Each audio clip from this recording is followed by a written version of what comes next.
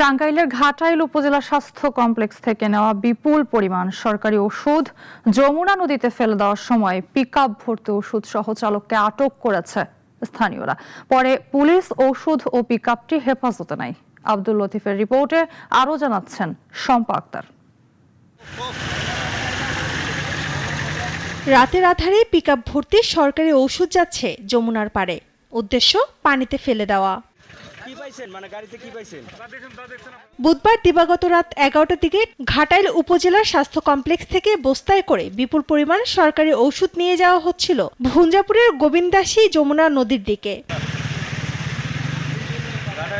পিকআপটির গতিবিধি সন্দেহজনক মনে হলে স্থানীয়রা গাড়িটি থামিয়ে দেন।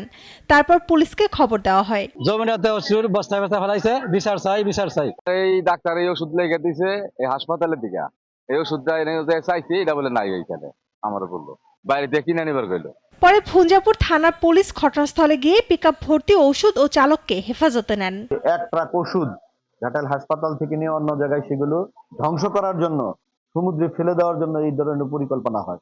একটা কার হাত ধরে কিভাবে গিয়েছে, এটা কারা করেছে, এই প্রমাণ জনগণের কাছে ধরতে হবে, ঘাটাইলের জনগণের কাছে।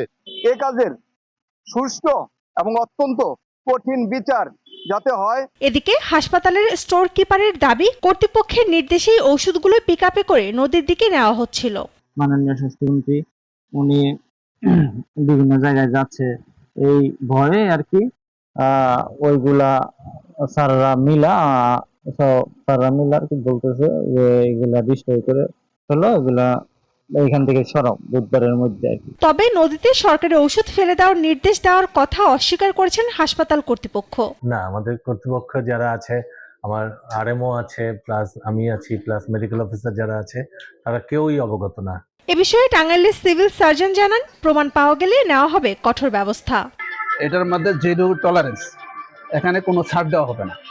যে এটার সাথে জড়িত আছে সবাই আইন অনুযায়ী তদন্ত কমিটির রিপোর্টের প্রেক্ষিতে এটার আইনানুগ ব্যবস্থা নেওয়া হবে এবং দৃষ্টান্তমূলক একটা পানিশমেন্টের ব্যবস্থা করা হবে, যাতে এরকম ঘটনা শুধু টাঙ্গাইল না, কোথাও যাতে না ঘটে। অন্যদিকে ভুঞ্জাপুর থানার ভারপ্রাপ্ত কর্মকর্তা জানান, আইনগত ব্যবস্থা প্রক্রিয়াধীন রয়েছে। আইনগত প্রসেস আমরা যা হয় আমরা কথা বলি, আমরা আইনগত বিষয়ে আমরা আগাইতেছি।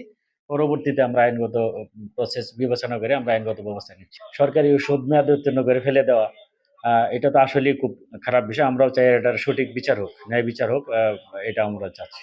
আমরা চেষ্টা করতেছি কারা কারা জড়িত তাদেরকে আইনে আওতার জন্য। সরকারি হাসপাতালের রোগীদের জন্য বরাদ্দ ঔষধ গভীর রাতে কেন নদীর পাড়ে নেওয়া হলো, এ প্রশ্নের উত্তর এখন তদন্তের অপেক্ষায়। প্রকৃত ঘটনা উদ্ঘাটন করে জড়িতদের বিরুদ্ধে দৃষ্টান্তমূলক ব্যবস্থা নেওয়ার দাবি স্থানীয়দের। শম্পা আক্তার, নাগরিক।